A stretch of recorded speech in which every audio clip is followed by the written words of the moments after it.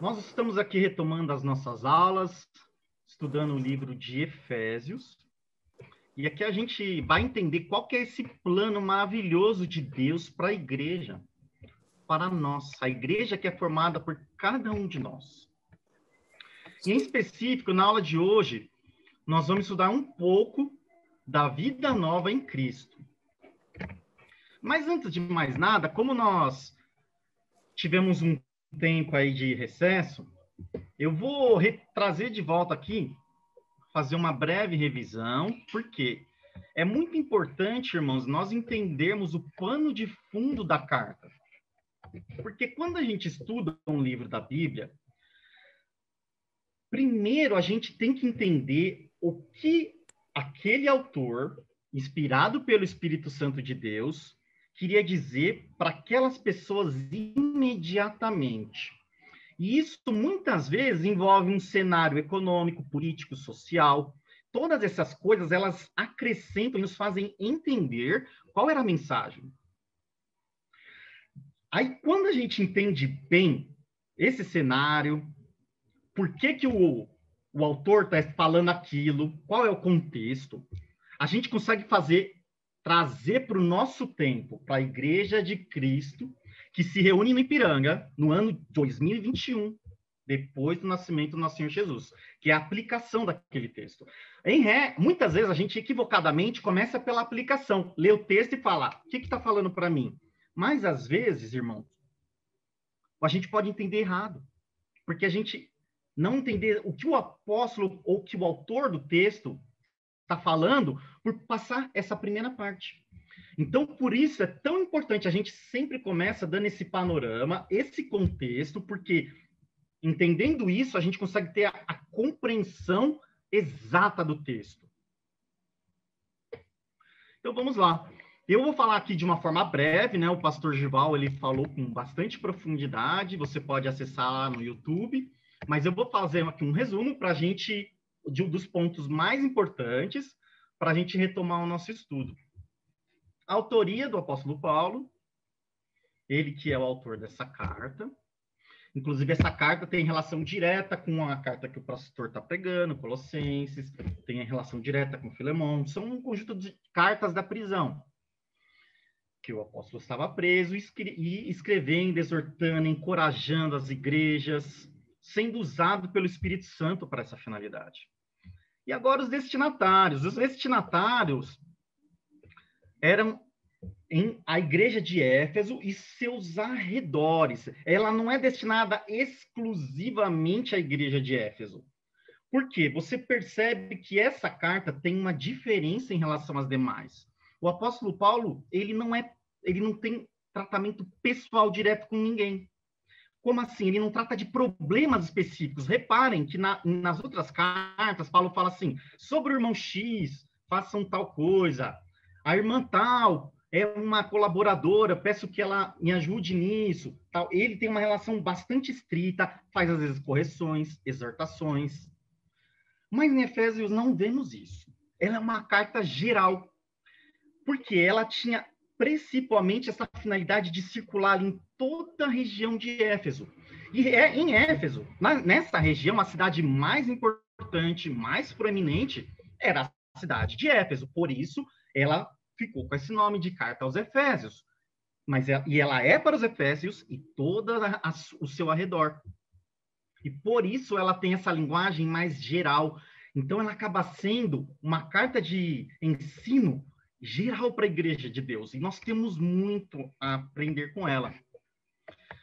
Nós vimos também, com o pastor Gival, que Éfeso era uma cidade muito importante. Ela tinha uma parte que ela tinha um dos maiores templos do mundo antigo. Era o templo de Ártemis, ou o templo de Diana. Para vocês terem uma ideia de como esse templo pagão era importante, ele é considerado uma das 7 maravilhas do mundo antigo. Isso significa que muitas pessoas iam lá visitar e fazer adoração para esses deuses dos romanos e gregos. Então, era uma cidade complexa, uma cidade que as pessoas estavam profundamente mergulhadas em religiões de mistério. Então, aqui tem um ponto muito interessante para nós conversarmos, irmãos. E é uma coisa que toda vez que você lê Paulo falando, eu quero que você lembre disso que eu vou falar agora. As religiões de mistério eram as mais importantes no mundo antigo, antes de surgir o cristianismo com a sua expansão e mostrando a verdade revelada em Deus.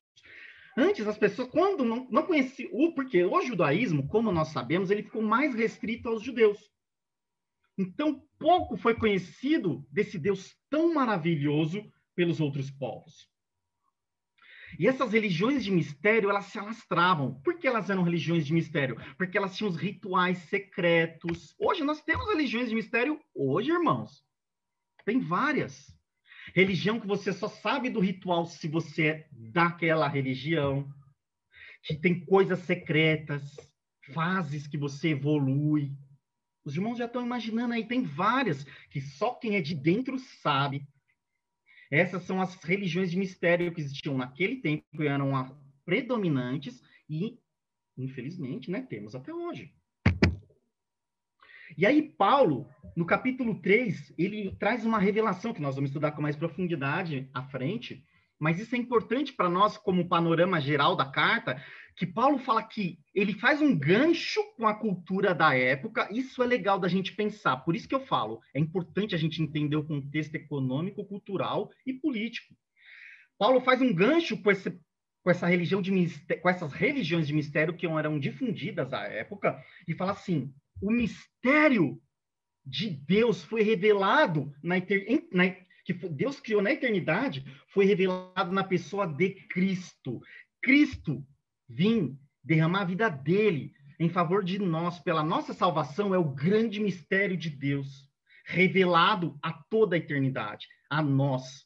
Então, Paulo está requerendo, assim, mostrar, olha, gente, sai dessa coisa de ficar procurando Deus tateando no escuro, de procurando um conhecimento especial, que Deus está escondido de cada um de nós. Porque não? Deus foi revelado, esse grande mistério foi revelado em Cristo Jesus. Então, toda vez que você vê Paulo falando dos mistérios de Deus, o ponto central que a gente tem que pensar é que Paulo não está incentivando a gente ter um pensamento de mistério, tá, irmãos? O cristianismo não é uma religião de mistério. O grande mistério, Paulo explica para nós, é revelado em Cristo. Deus se fez homem e se entregou por nós. E por isso nós somos salvos, redimidos, não pelo nosso mérito, mas pelos méritos dele. Esse é o grande mistério oculto em Deus na eternidade. Então isso é muito interessante. Então quando a gente vê Paulo falar de mistério nessa carta e nas demais, em regra, ele está se referindo a essa ideia de que esse é o grande mistério de Deus. Vamos lá. Essa carta, como nós vimos também, ela é endereçada aos santos e fiéis que se reúnem em Éfeso e nos seus arredores. Era uma cidade rica, uma cidade culturalmente muito viva. Tinha esse templo pagão, como eu mencionei. E nessa carta, Paulo está exortando essa igreja. Pensa como era complexo, como era difícil ser um cristão numa igreja que era tão afetada, que era tão profundamente ali o contexto ao redor da igreja era profundamente envolvida nessas religiões de mistério, na religião do culto da deusa Ártemis ou Diana. Então, tem várias barreiras ali para o cristianismo, mas o cristianismo ele rompe as barreiras em nome de Cristo Jesus. E Paulo está ali encorajando e ensinando todos os fiéis. E aqui agora eu vou entrar no capítulo 1 de uma maneira muito breve, irmãos, que é o que o pastor Gival trouxe. Eu vou pensar aqui um versículo para a gente lembrar, que diz: Bendito seja o Deus e Pai de nosso Senhor Jesus Cristo, que nos abençoou com todas as bênçãos espirituais nas regiões celestiais em Cristo. Efésios 1. Então, irmãos, o capítulo 1, essa primeira parte, ele fala que quem é Cristo? Cristo é todo-poderoso, tudo foi submetido a Cristo. Ele é o Deus poderoso, o qual quer nos abençoar, o que nos deu e já nos abençoou. Também é falado sobre os planos eternos de Deus, sobre a nossa predestinação, sobre esse plano incrível que Deus fez ali na eternidade para a sua igreja. Então, ele começa falando isso na primeira parte do capítulo 1, falando de toda a grandeza de Cristo, que Deus submeteu tudo aos pés de Cristo, tudo. E esse Deus poderoso que venceu a morte. Na segunda parte do capítulo 1, dos versos 15 a 23, eu pensei também um verso para a gente ler aqui.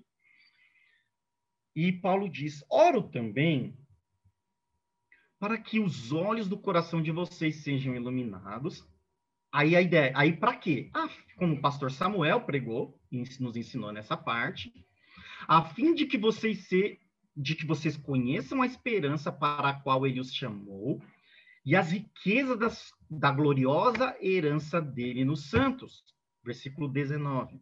E a incomparável grandeza do seu poder para conosco.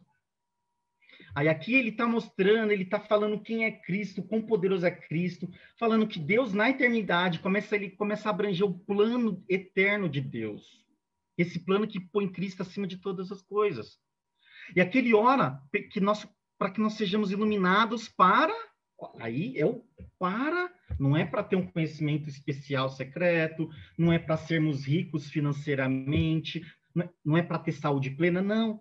A ideia aqui, irmãos, esse é o cristianismo com o qual nós estamos buscando aprender e conhecer, para que nós conheçamos a esperança para que ele nos chamou, a esperança de viver eternamente com Deus, firmes nas promessas de Cristo Jesus. E as riquezas dessa gloriosa herança dele nos santos. Qual que é a gloriosa herança da igreja, irmãos? Reinar eternamente com Cristo. Estar com Deus eternamente. Num mundo sem dor, sem arrependimento, sem lágrimas. Toda lágrima será enxugada. Essa é a nossa gloriosa herança em Deus. E para que a gente possa conhecer a incomparável grandeza do seu poder para conosco, os que cremos, conforme a atuação da sua poderosa força. Então, irmãos, olha, ele está encorajando a igreja de Deus a se apegar nas promessas, a esperar. A oração dele é para isso, para que nós possamos ter fé, entender qual que é a nossa missão aqui, que às vezes você está sofrendo, meu irmão. Nós como igreja, hoje estamos sofrendo e muito. Mas a nossa esperança é em Cristo, na volta dele, em estarmos com ele, em morar eternamente com Deus. E essa é a oração do apóstolo Paulo, para que possamos reconhecer as riquezas da glória de Deus. Porque ele nos chamou na eternidade. Então, assim termina o capítulo 1. Ou seja, Paulo expõe o plano eterno de Deus para o seu povo, mostrando que Cristo é o grande, ele está ali com um papel importante, proeminente, que Deus elevou ele acima de todas as coisas. Então, essa é a exposição do capítulo 1, o plano eterno de Deus para nós, para todo aquele que confessou o nome de Cristo como Senhor e Salvador e quiser caminhar em Cristo. E esse é o povo de Deus, para nós que nos reunimos aqui nessa aula e podemos aprender de Deus. E no capítulo 2, que nós começaremos a exposição nessa aula, nós veremos a execução desse plano. Como Deus colocou esse plano em prática. Porque nós vimos que foi na eternidade que Deus fez esse plano. Mas a execução dele, como aconteceu? Vamos ler o nosso texto base de hoje, que se encontra no capítulo 2, de 1 a 10. Pode abrir a sua Bíblia até lá. Uma aguinha aqui.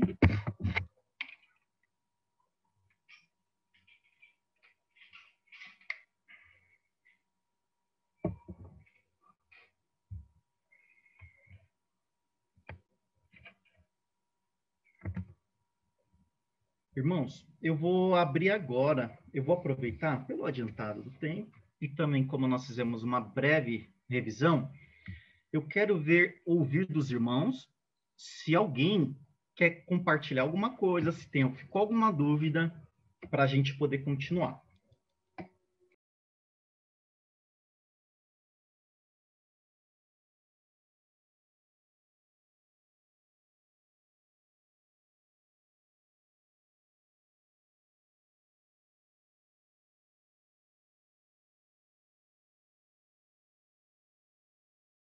Bom, tranquilo.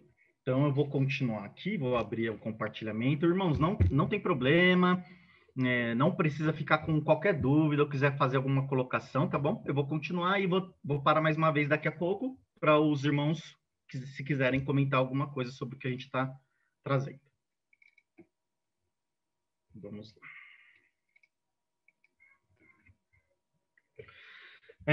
Efésios 2, de 1 a 10.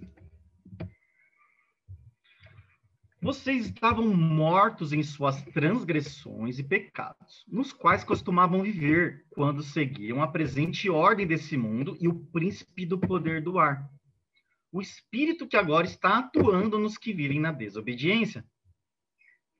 Anteriormente, todos nós também vivíamos entre eles, satisfazendo as vontades da nossa carne, seguindo seus desejos e pensamentos.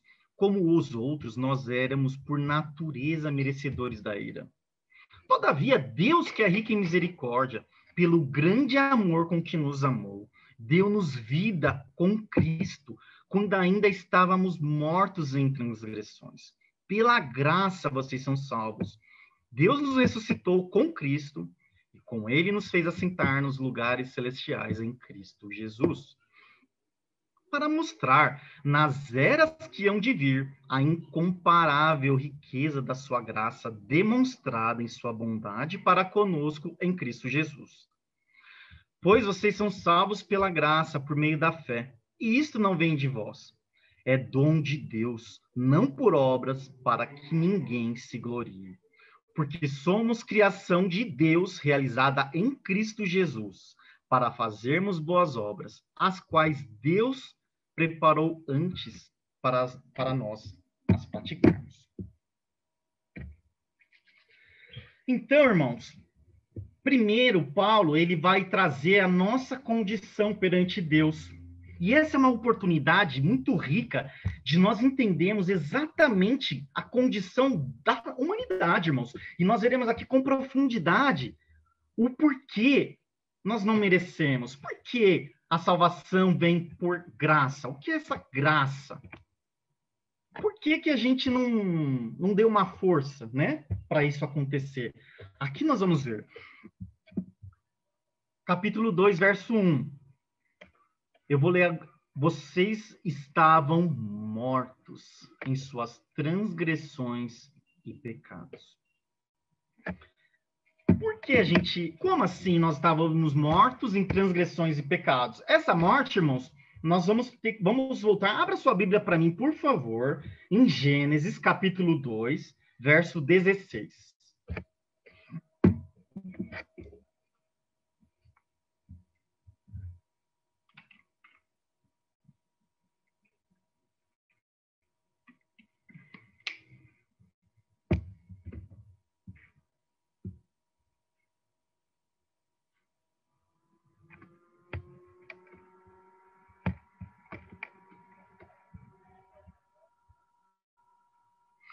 Só um minutinho.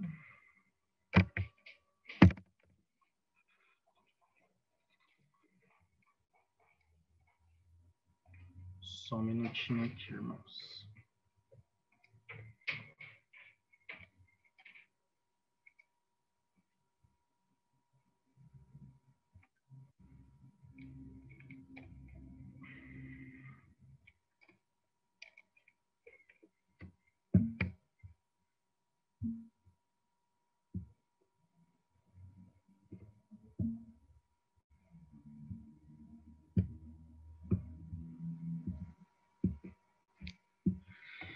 Só um momentinho que deu uma travadinha aqui.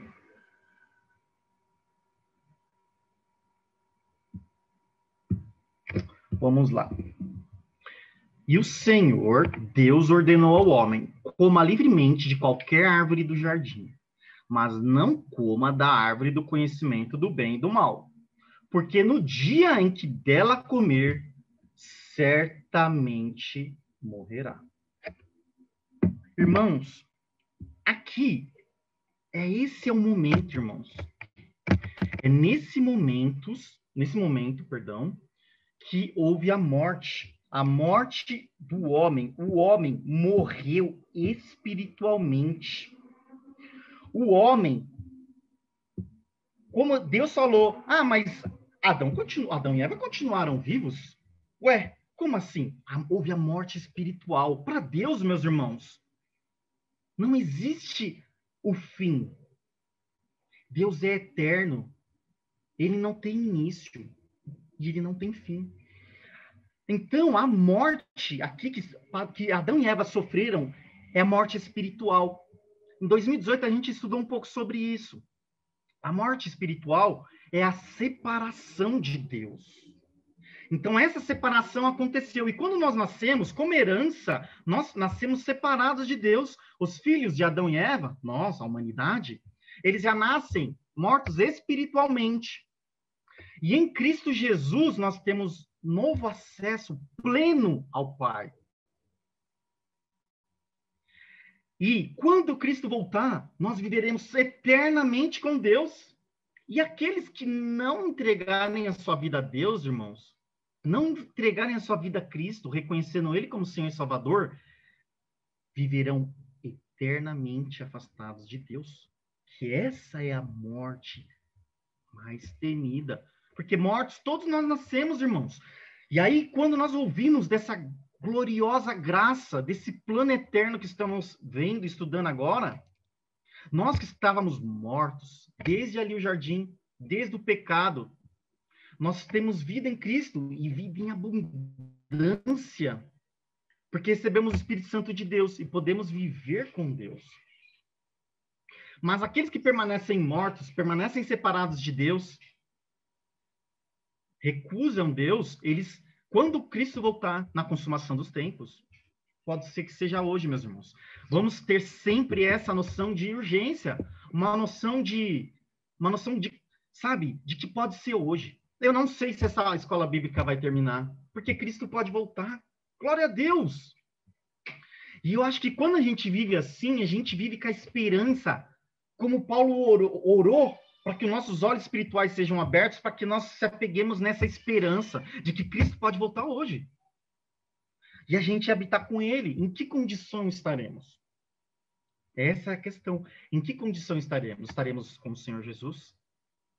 Por isso que é importante nós, como igreja, estarmos atentos, falando de Cristo, termos uma vida em Cristo. Porque Ele pode voltar hoje. É a oração do capítulo 1, para que nós nos apeguemos a essa esperança que é a volta de Cristo. Então, irmãos, voltando ao verso 1, nós estávamos mortos nos nossos delitos ou transgressões na NVI, pecados. Então, irmãos, transgressões, eu peguei aqui um dicionário teológico, ele coloca como deslize, delito, desvio da verdade e justiça, transgressão. Pecado, delito. Aí eu peguei o significado aqui também de pecados no dicionário teológico. É sempre bom, viu, irmãos? Quando a gente estudar algum conceito bíblico, a gente buscar fazer essa pesquisa no dicionário teológico. Porque se a gente faz num dicionário normal, ele bem provavelmente não vai atingir porque muitas vezes ele não tem essa ideia de se preocupar com qual é o significado ali teológico. Pecados, errar o alvo, está errado. Então, aqui nós estávamos mortos no desvio da verdade e no desvio do alvo de Deus. Olha que interessante. A gente está pecando quando a gente está desviando o alvo. Que alvo é esse? O alvo é o plano de Deus, a vontade de Deus. Quando nós estamos acertando o alvo, nós estamos fazendo a vontade de Deus para as nossas vidas. E como eu saberei a vontade de Deus para as nossas vidas? Lendo a Bíblia, ouvindo as pregações, participando da escola bíblica, aprendendo, bebendo da fonte de água viva. Deus, irmãos, escolheu a Bíblia como a forma principal que ele nos deixaria a sua boa, agradável e perfeita vontade. Como nós podemos conhecer e saber o que Deus quer para nós? Conhecendo a Bíblia. Por isso é tão relevante nós participarmos sempre dos cultos, sempre da escola bíblica. E aqui eu faço um apelo, irmãos.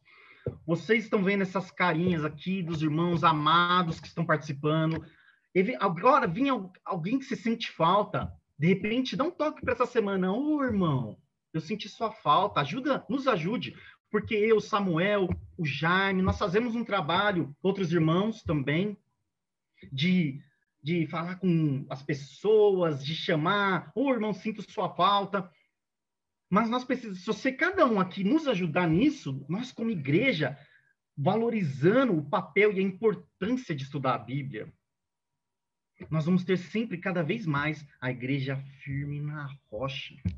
Porque é na Bíblia que Deus nos revelou a palavra dele, principalmente. Eu creio em sonhos, em revelações, mas qualquer coisa, irmão, qualquer movimento espiritual, qualquer coisa que você entenda que foi do Espírito Santo de Deus, tem que estar sobre o crivo da palavra.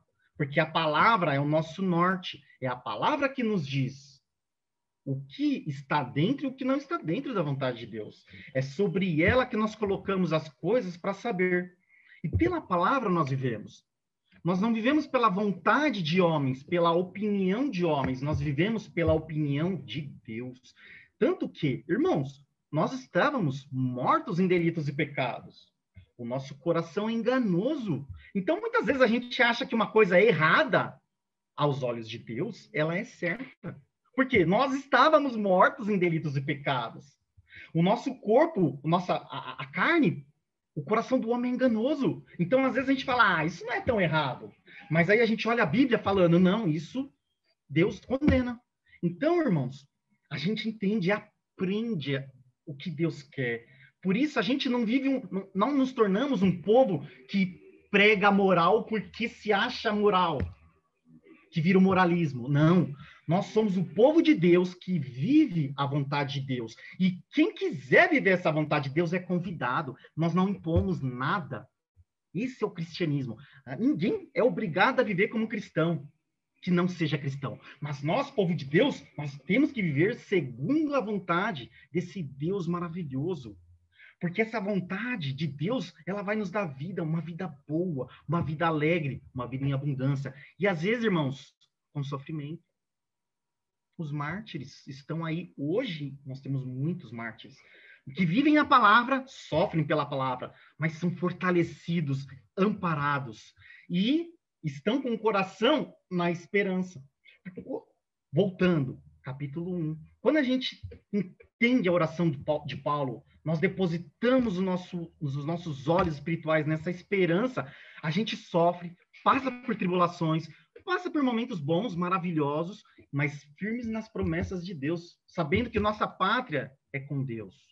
Estamos aqui de passagem. Enquanto estamos aqui também, irmãos, fazemos o melhor para tornar esse mundo o melhor possível, mostrando e levando o amor de Deus, as promessas maravilhosas de Deus. Porque quando ele voltar, que a nossa esperança, tudo vai passar, toda dor vai passar. E viveremos eternamente alegres, felizes com Deus. Então, essa é a nossa condição. Mortos, nós, igreja, era a nossa condição. Mas é a condição de todo que nasce. O meu filho, ele nasce morto, em delito e pecado. E em Cristo Jesus, conhecendo e ouvindo a palavra de Deus, ele pode tomar uma decisão em Cristo Jesus e caminhar com Cristo Jesus para viver eternamente com Deus. Então, essa é a condição do homem. Como eu falei, capítulo 2 vai mostrar a execução do plano. Então, o apóstolo Paulo começa mostrando a condição do homem, a condição de cada um de nós. E aqui é legal que ele está mostrando que não tem ser humano melhor ou pior, como nós vimos na EBD passada de Tiago. Aquele que faz muitas obras, nossa, esse tá com a passagem garantida. Não é assim, irmãos. Não é assim. Nós somos salvos para fazermos boas obras, porque é parte da vida do cristão as obras. Vamos estudar um pouquinho mais sobre isso, mas nós vimos profundamente esse tema. O estilo de vida do cristão é praticar boas obras. Inclusive, é um reflexo e fruto dessa conversão. Porque, poxa, eu entendi o amor de Deus, eu quero levar esse amor para outras pessoas, eu quero fazer o bem e cuidar do meu próximo. Socorrer ele nas necessidades humanas e nas necessidades espirituais. Levar essa tão maravilhosa salvação para ele. Isso são as boas obras, como nós vimos. E ele continua, irmãos, no verso 2. O verso 2 diz: vou ler um primeiro para ficar o contexto bem contextualizado. Vocês estavam mortos em transgressões e pecados, nos quais costumavam viver quando seguiam a presente ordem deste mundo e o príncipe do poder do ar, o espírito que agora está atuando nos que vivem na desobediência. Olha aqui tem vários conceitos muito importantes. A ordem, como assim a ordem desse mundo? A ordem desse mundo, ela tem muitos nomes diferentes na Bíblia. Em Apocalipse, é chamado de Babilônia. Em vários outros textos, nós temos que o padrão desse mundo, que é o padrão, a ideia aqui que é o padrão que agrada o coração do homem e que desagrada o coração de Deus. O padrão que eu sou o mais importante, só eu. Eventualmente eu ajudo alguém com umas migalhas, mas nada que vai livrar essa pessoa da escravidão e da morte em delitos e pecados. Esse é o padrão desse mundo. É o siga o seu coração. O que o seu coração disser está certo. Esse é a ordem desse mundo. É uma ordem de relativização de tudo. Tudo é relativo. Não existe verdade. Ah, outra frase, irmãos, muito errada. Cada um tem a sua verdade. Essa é uma frase que reflete o padrão desse mundo de hoje. Não, a verdade é uma, irmãos. Cada um pode ter uma visão certa ou errada da verdade, mas não existe uma verdade para cada pessoa. Isso é relativismo. O que tem é nós termos acesso à verdade, ou não. A Bíblia diz que em Cristo há a verdade. Então, nós temos aqui como cristãos, voltando ao que a gente falou agora, um pouco anteriormente. Em Cristo nós temos o padrão da verdade, que é Ele, o Senhor, a palavra de Deus, que é a verdade. Então, a ordem desse mundo é o mundo sem Deus. E o príncipe do poder do ar, que é Satanás, né? Eu acho que aqui não há... Que ele ele, Satanás, o próprio, e os seus espíritos que trabalham nesse mundo e fazendo com que essa ordem permaneça como ela está. E interessante que ele fala que esse príncipe do poder do ar atua nos que vivem na desobediência. Olha que interessante. A ideia aqui, irmãos, é que esse espírito atua naqueles que não têm Deus, porque ele está falando, esse espírito não atua mais em vocês. Porque quando nós conhecemos Cristo, o Espírito Santo habita em nós. E o Espírito Santo de Deus habita em nós. Nós temos ele para nos apontar, para nos indicar quando a gente está errando o alvo, pecados, quando a gente está fora, saindo da justiça de Deus. Ele aponta, magoa, você fica triste, você faz uma coisa errada, irmão. Se você eventualmente pensar, você fala, eu fiz errado, nossa, eu vou pedir perdão para ele. Aquilo fica porque é o Espírito Santo. A Bíblia diz também que nós entristecemos o Espírito Santo de Deus quando nós pecamos. E isso é interessante, porque nós temos a comunhão com o Pai, por meio do Espírito Santo que nos revela Cristo. E ele nos aponta, irmãos, o caminho. Ele nos aponta Deus. Mas como a gente não tinha antes disso, nós estávamos seguindo o nosso coração. E sobre a influência do príncipe do poder do ar, que ele interfere e influencia na vida daqueles que vivem na desobediência. Continuando, verso 3, ele diz: anteriormente, aqui é muito interessante, irmãos, todos nós também vivíamos entre eles, satisfazendo as vontades da nossa carne, seguindo seus desejos e pensamentos. Como os outros, éramos por natureza merecedores da ira. Aqui, se havia alguma dúvida que Paulo estava se incluindo, ele fala claramente. Ele se põe, eu também, irmãos. Não é porque eu nasci aqui ou ali, porque Paulo, como a gente sabe, ele era judeu, fariseu, zeloso contra a lei, quanto à lei, um homem santo. Então, muitos achavam assim, não, eu nunca vi, não, eu não satisfazia a vontade da minha carne, não. Mas, ao contrário, ele se põe humildemente falando assim, antes, todos nós, incluindo a mim. E eu falo, eu, Flávio, também me coloco, aqui a gente pode se colocar cada um de nós. Porque a gente vivia satisfazendo a vontade da nossa carne, seguindo desejos e pensamentos. Como os outros, éramos por natureza merecedores da ira. Por quê? A gente estava mortos, nós estávamos mortos em delitos, pecados. Então, eu quero que vocês, por favor, abram comigo em Colossenses, capítulo 1, verso 21. Porque ele fala, é muito rico que ele fala assim, nós estávamos satisfazendo as vontades da carne, seguindo os desejos e pensamentos. Também aqui Paulo sempre, como Cristo nos ensinou, ele reforça a ideia do pensamento. Por quê? Olha que interessante, irmãos. Havia uma crença, inclusive dentro do judaísmo, naquela época, muito forte, sobre que pecado é o que você fazia. O que você pensava, não, tá tranquilo. Matar é a pessoa, ok, pecou. Pensar, desejar a morte dele, não. Mas a gente sabe que Cristo, no Sermão do Monte, falou, não, se você irá contra o seu irmão, você matou ele no seu coração e você pecou. Se você, o que antes, o pessoal que era sério com Deus, hein, dos judeus, pensava, não, eu não adulterei, eu pensei naquela mulher, mas eu não deitei com ela. Cristo falou, você adulterou, pecou no seu coração. Por isso que a gente, isso, irmãos, porque, veja bem, se fosse só em atitudes, a gente consegue evitar muita coisa, mas a cabeça, às vezes, um mar de perdição, um sepulcro caiado. Mas quando a gente fala assim, nossa, é verdade, às vezes realmente eu não entro, não pratico, mas eu penso, a minha cabeça, eu tenho que trabalhar a minha mente. É isso, cada um de nós. Não é porque depois que a gente conhece Jesus que agora eu tô blindado. Agora que o Espírito Santo está em mim, acabou. Só pensamento bom, não é, irmãos? Você é fechado na rua, ou tem uma divergência com alguém. A gente, nossa, pensa que Deus o abençoe, irmão. Espero que você pare de gritar comigo. Entendo quão errado você está. Quer dizer, é difícil, às vezes a gente se ira, a gente não fala nada, mas cozinha aquilo dentro do coração, né? E fala, nossa, e às vezes mata a pessoa no coração.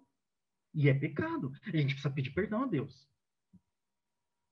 Então, aqui, por isso que, quando Paulo fala isso, ele está primeiramente falando e quebrando a ideia ali. Não é só ações, pensamentos. Os pensamentos interferem.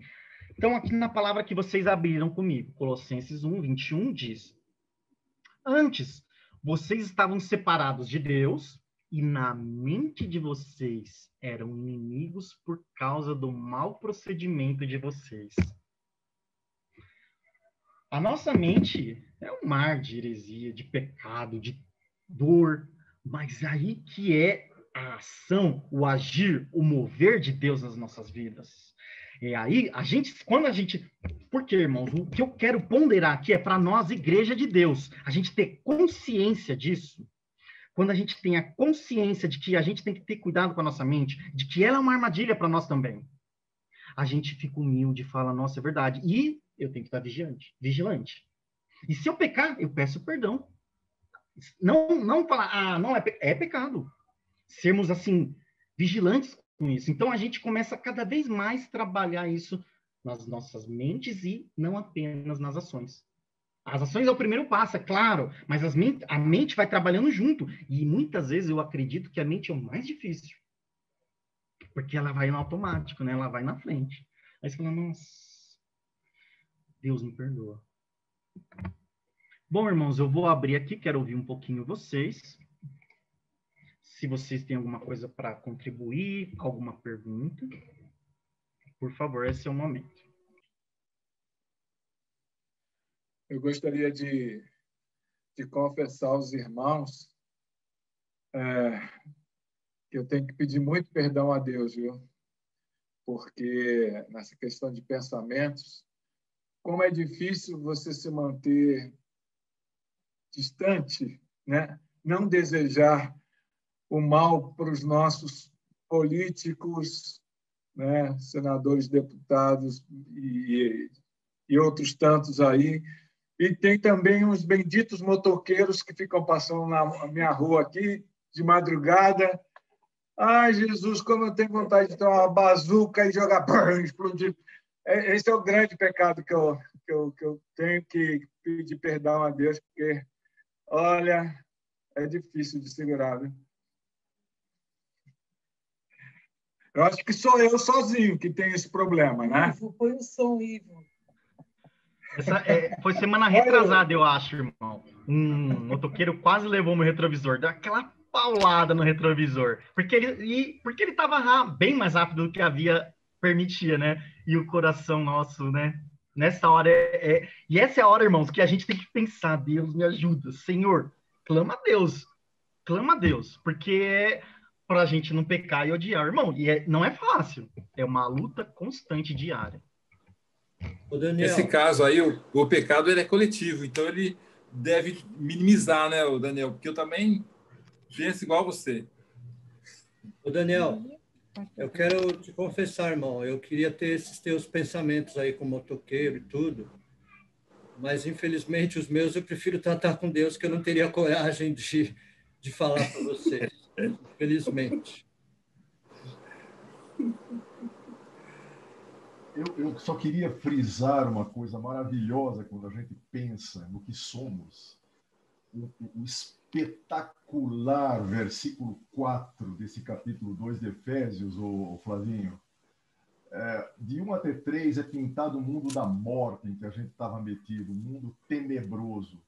Mas no versículo 4 tem uma partícula maravilhosa. Na versão antiga, atualizada, diz assim, mas Deus, por causa da sua misericórdia e por causa do grande amor com que nos amou, quer dizer, as favas o que nós somos, é tudo porque Ele é rico em misericórdia, por causa do grande amor com que me amou, nos deu vida juntamente com Cristo, nos transportou para esse mundo de graça. Amém, então, meu irmão, é isso mesmo. A gente vai ter a oportunidade de estudar juntos isso, essa grandiosidade de Deus, porque a notícia não é só ruim, não.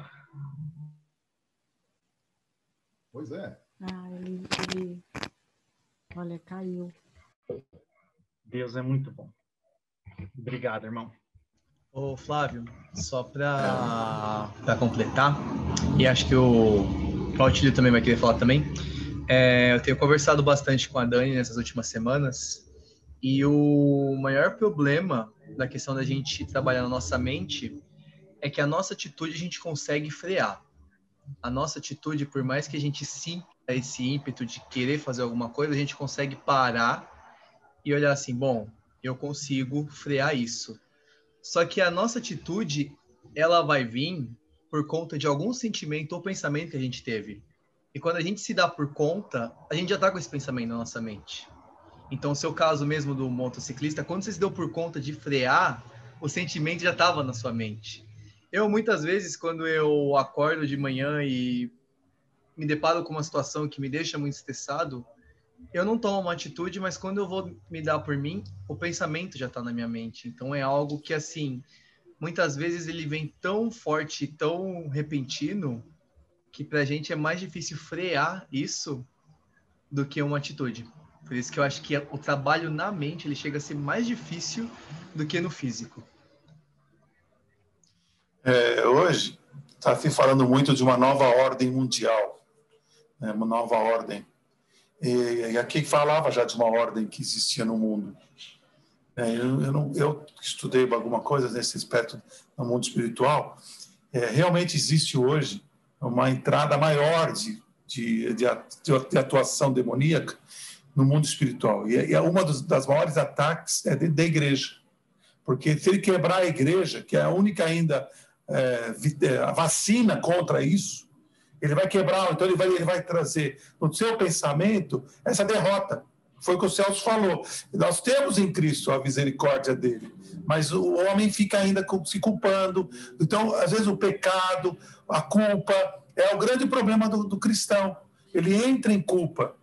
Mesmo sabendo que em Cristo, se confessarmos, se temos que fazer essa confissão, nós temos que reconhecer. A primeira coisa é reconhecer. Reconhecer e arrependimento. Né? Se eu me arrepender, o meu pensamento, eu posso confessá-lo e ter perdão. Mas muitas vezes as pessoas, eu tive várias pessoas dentro do meu ministério que tinham problemas, que pecaram muito já na sua juventude, e já ela tinha uma senhora, tinha 80 e poucos anos, ela se sentia culpada, ela se sentia suja por ter cometido um pecado lá na infância. E nós não conseguimos fazê-la entender isso. E de vez em quando vinha na mente dela, e ela falava, eu não vou tomar ceia, eu não vou à igreja porque eu sou pecadora. Porque é onde o Satanás utiliza. O nosso pensamento é justamente onde ele mais utiliza. Ninguém sabe o nosso pensamento. Como o Jardim falou, ninguém sabe o meu pensamento. Eu vou tratar com Deus, porque o meu pecado é íntimo. Eu posso dizer, se eu fosse falar aqui como Daniel, tudo que eu penso, misericórdia, os irmãos me expulsariam da igreja, porque eu também estaria com muita raiva de muita motoqueiro, que aqui em Amparo eles passa de manhã, aqui 6 horas da manhã, passa uma coleção de motoqueiro. E o cachorro do vizinho aqui grita pra caramba. Então, tem todas essas questões. Então, acho que tem que entender que é onde a maior atuação do Satanás é na nossa mente. É onde começa o pecado. Jesus falou isso, como o Flávio falou, né? Mesmo que eu pensar numa mulher, aí eu já pequei. É onde ele sabe que ele conhece o nosso pensamento. Então, ele vai conseguir atuar. Ele vai conseguir fazer a gente... Então, essa nova ordem mundial está atuando aí, por isso que a gente tem os políticos que estão debaixo dessa ordem.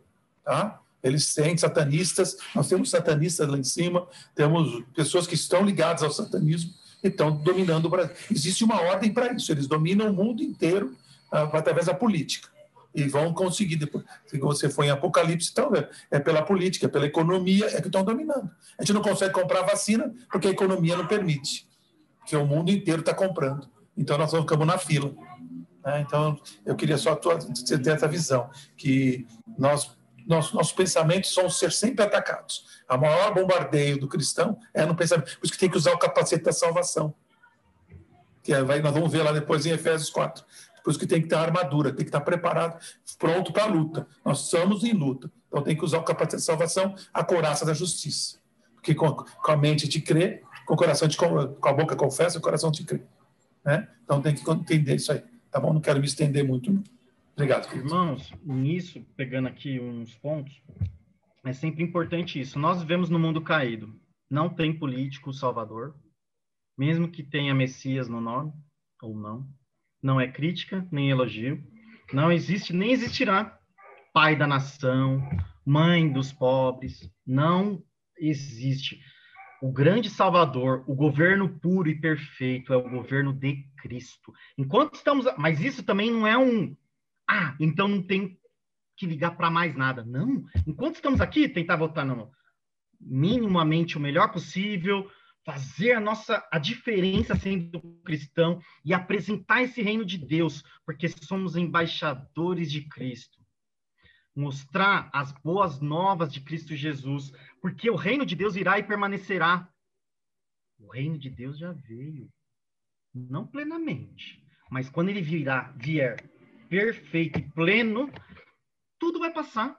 Então, sai governante, entra governante. A nossa esperança tem que estar em Cristo, que é a oração dos olhos espirituais, que eles estejam abertos para que nós possamos confiar na esperança.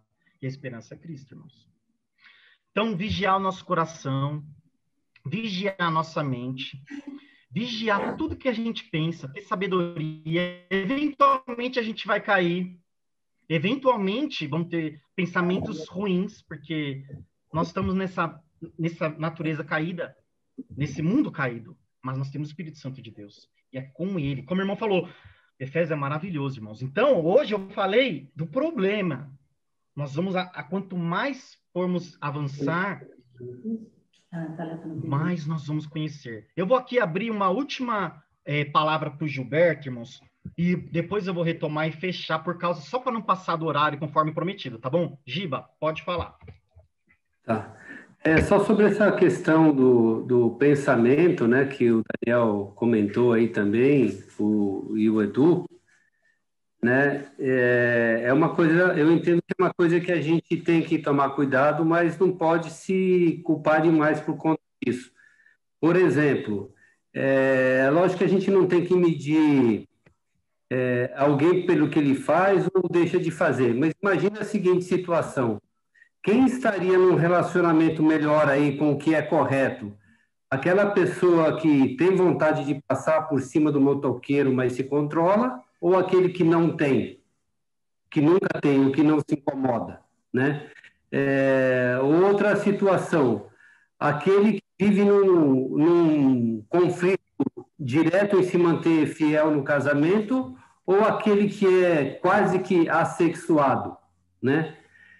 Então, eu entendo que, às vezes, você conseguir vencer essas tentações, essas coisas que te passam pela cabeça, é sinal de que você está caminhando, né, num relacionamento melhor com Deus, né? Repetindo o exemplo, né, aquele sujeito que dirige tão calminho ali, não posso dizer que ele é melhor do que o outro tão impetuoso, mas que vive constantemente lutando e vencendo essa impetuosidade que ele tem. Não sei se eu me fiz claro, né? Porque se a gente ficar, acho que nesse dilema bravo, né? Sempre com que isso passou pela minha cabeça, eu sou o mais culpado de todos, me passou uma outra coisa pela cabeça, puxa vida, o que eu vou fazer? Eu acho que não, eu acho que talvez sorte do sujeito que não passa nenhuma maldade na cabeça, né? Não sei o que ele faria se passasse. Ter esses conflitos eu acho que faz parte da nossa vida, assim como vencê-los também. Era isso. Obrigado, Giba. Isso é importante. Obrigado. Isso é um fato. Irmãos, nós ainda não estamos no mundo plenamente restaurado em Cristo Jesus, em que não haverá mais pecado. A vida do cristão vai ter isso. Mas nós temos restauração, temos pleno acesso ao Pai. Se pecarmos, confessamos o nosso pecado, porque Ele é fiel e justo para nos perdoar. Então é isso. A vida do cristão não é para ser um peso. Ai, meu Deus, nossa, eu pequei agora, eu pensei. Não, e também não é o contrário. Então vou pecar à vontade. Lutarmos contra a nossa natureza por meio do Espírito Santo. Quando a gente falhar, a gente pedir perdão. E porque Cristo perdoou tudo. Ele pregou todos os nossos pecados na cruz. Não teve um pecado que não fosse pago por Cristo Jesus naquela cruz. Pecados passados, presentes e futuros. Então, a nossa vida como cristão é essa, uma vida equilibrada. Mas sabendo, uma vida leve, no sentido de que Cristo pagou por tudo. Então, quando a gente pecar, nós temos Ele. Nós pedimos perdão e mudamos nossa conduta. Irmãos, eu sei que outros irmãos abriram o microfone, eu peço perdão, mas já é 12:05 e eu não quero passar. A próxima aula, anota e a gente continua, a gente tem um tempo bem legal. Eu só não quero passar muito para não me estender no horário, porque eu quero ser bem fiel aqui com os irmãos em relação ao nosso tempo. Inclusive, eu tinha feito essa aula mais longa, só que eu já tinha previsto que ela seria um pouco mais curta, eu fiz com 2 finais, com 2 conclusões. Então, estava previsto assim, porque na próxima aula nós veremos o Mas Deus. Não percam, irmãos, vai ser muita bênção. Então, eu conto com a presença de cada irmão querido aqui. Jânia, você pode orar para a gente, para terminar, por favor? Só um minutinho, eu só queria pedir para incluir o pastor Samuel, porque, gente, o que ele passou com a mãe dele, com aquelas pessoas que foram violentadas, eu imagino que deve ter sido muito difícil para o coração dele. Que Deus renove as forças dele. Por favor, então, Jânia, ore pelo nosso pastor, tá bom? Amém. Senhor querido, nós queremos te dar graça, Pai, pela tua palavra, que é viva, que é eficaz, Pai, que penetra no nosso coração, ó Deus, e que nós estejamos sempre como hoje, Deus, com o desejo de fazer a tua vontade, caminhar segundo o teu querer para as nossas vidas. Senhor, como disse o teu filho Paulo, Senhor, que os olhos do nosso entendimento, que os olhos do nosso coração estejam iluminados, Pai, para sabermos qual é a tua boa vontade e perfeita para as nossas vidas, Senhor. Pai, nós sabemos que a nossa carne, que a nossa inclinação é voltada para fazer o mal, é voltada a fazer aquilo que não te agrada e que causa dor e destruição, Pai, para as nossas vidas. Mas nós cremos no Senhor, que é o Pai das luzes, o Pai que não muda, que ama, Deus, incondicionalmente os teus filhos, que zela, que cuida, um Deus que não nos lança maldição, mas sim bênção, ó Deus, e que nós estejamos com o coração voltado, Pai, para te amar, te servir, te honrar. E eu quero te pedir, ó Deus, que o Senhor ilumine os olhos do nosso coração, Pai, do nosso entendimento, Senhor. Dá-nos da tua graça, Pai. A cada dia nós carecemos, Senhor. Se nós estivermos com os nossos pensamentos e o nosso coração iluminado, Pai, a nossa perspectiva de tudo, Pai, muda, Senhor. E assim podemos caminhar honrando o teu santo nome, Deus. Eu quero te agradecer, Pai, pelos livramentos que o Senhor deu para cada um dos teus filhos durante a semana.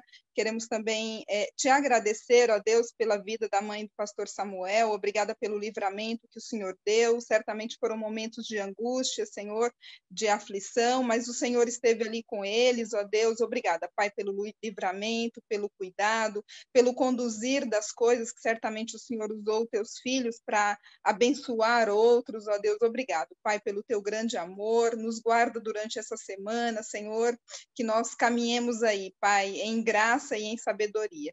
Em nome do Senhor Jesus, obrigada pela vida do Flávio, pela palavra, Deus, que gere vida em nós, que dê bons frutos. Em nome de Jesus, Senhor, amém. Obrigado.